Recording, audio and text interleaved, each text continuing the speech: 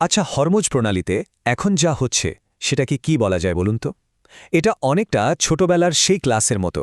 Sir জিজ্ঞেস করলেন, homework কই? আর আপনি বললেন, স্যার, কুকুর খেয়ে নিয়েছে। বিশ্বাস করুন, ঠিক এমনই একটা অদ্ভুত অজুহাত এখন ইরান আর আমেরিকার মতো দুটো দেশ বিশ্ব রাজনীতির মঞ্চে ব্যবহার করছে। চলুন এই খেলার ভেতরে ঢোকা যাক। তো এই পুরো ব্যাপারটা সহজে বোঝার জন্য আমরা কয়েকটা ভাগে এগোব। প্রথমে দেখব এই হরমুজের ধাঁধাটা আসলে কি, তারপর যে সরকারি গল্পটা শোনানো হচ্ছে সেটা জানব, এরপরই আমরা আসল সত্যটা খোঁজার চেষ্টা করব, মানে ইরানের মাস্টারস্ট্রোকটা কি সেটা বুঝব, আর একদম শেষে দেখব এই খেলার শেষটা কোথায় গিয়ে দাঁড়াতে পারে। তো চলুন শুরু করা যাক এই ভূ রাজনৈতিক রহস্যটা দিয়ে, এর গোড়ায় যাওয়া যাক। এইখানেই তো আসল প্রশ্নটা, তাই না?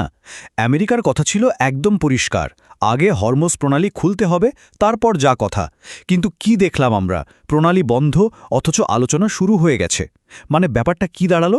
এই যে একটা স্ববিরোধী অবস্থা, এটাই আমাদের আজকের আলোচনার একেবারে কেন্দ্রে। হ্যাঁ, ঠিক ধরেছেন। এটা হলো সেই কুকুর আমার হোমওয়ার্ক খেয়ে নিয়েছে অজুহাতের আন্তর্জাতিক ভার্সন।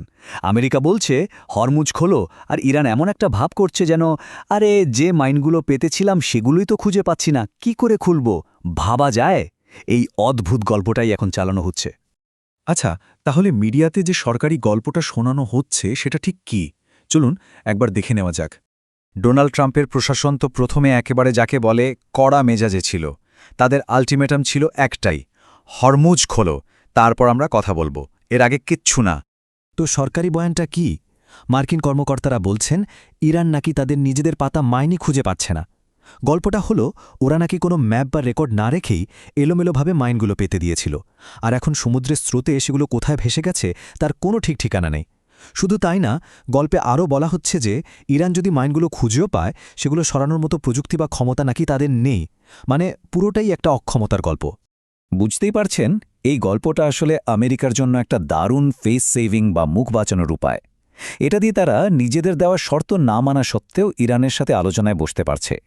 আর দেশের লোকের কাছে এটা দেখানো যাচ্ছে যে দেখো, আমরা তো চাপ দিয়েছিলাম, কিন্তু ওরা এতটাই অযোগ্য যে মাইনই সরাতে পারছে না, তাই বাধ্য হয়ে কথা বলতে হচ্ছে। মানে সাপও মরল, লাঠিও ভাঙল না। কিন্তু এই গল্পটা কি সত্যি? চলুন এবার পর্দার আড়ালটা একটু সরিয়ে দেখা যাক, বুঝার চেষ্টা করি কেন এটা একটা নিছক অজুহাত নয়, বরং একটা ঠান্ডা মাথার চাল। দেখুন, দাবি আর বাস্তবতার মধ্যে পার্থক্যটা কোথায়।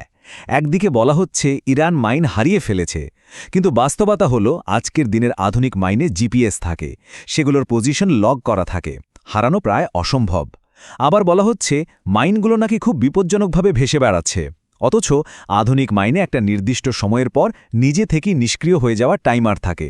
আর সবচেয়ে বড় কথা, যেটা এই পুরো গল্পটাকে প্রশ্নের মুখে ফেলে দেয়, সেটা হলো আজ পর্যন্ত একটাও বাণিজ্যিক জাহাজ কিন্তু মাইনের আঘাতে ক্ষতিগ্রস্ত হয়নি।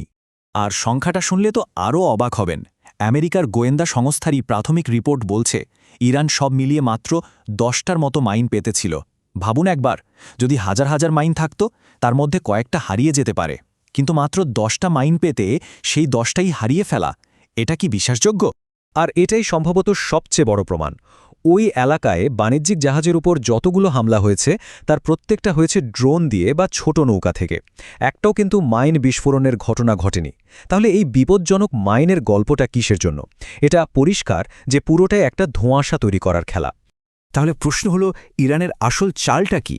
ওয়েল, এটা সরাসরি বোমা বন্দুকের লড়াইয়ের চেয়ে অনেক বেশি সূক্ষ্ম, আর হয়তো অনেক বেশি কার্যকর একটা কৌশল।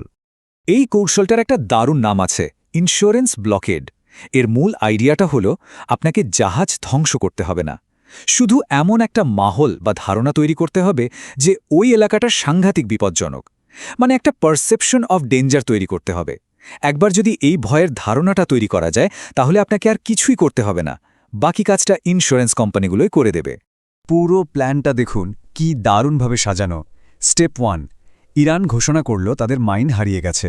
স্টেপ 2, এতেই একটা বিপদের ধারণা তৈরি হয়ে গেল। স্টেপ 3, ব্রিটিশ লয়েডের মতো বিশ্বের বড় বড় ইন্স্যুরেন্স কোম্পানিগুলো ওই এলাকার জন্য জাহাজের কাভারেজ বন্ধ করে দিল, কারণ এত রিস্ক কে নেবে। স্টেপ 4, ইন্স্যুরেন্স ছাড়া কোনো জাহাজ তো আর চলবে না, ফলে তারা বাধ্য হয়ে ইরানের দেখানো একটা নিরাপদ রুট ব্যবহার করতে শুরু করল।